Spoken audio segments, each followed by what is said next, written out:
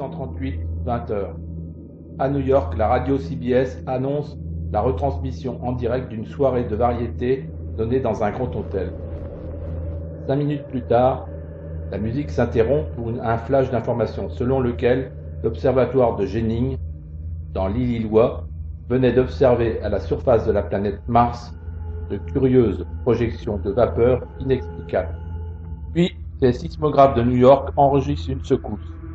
Quelques minutes plus tard, la voix altérée du speaker annonce qu'un objet énorme et mystérieux vient de s'abattre en flammes sur une usine de Princeton. On entend les sirènes hurlantes des premiers véhicules de secours. Puis, enfin, un reporter décrit en direct la scène d'épouvante qui se déroule sous ses yeux. Les Martiens désintègrent quiconque s'approche de l'objet.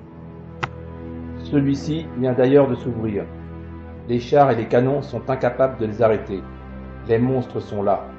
Dans New York, c'est la panique. Les églises sont envahies par la foule. La police reçoit des milliers d'appels. Il y a des suicides et des accouchements prématurés.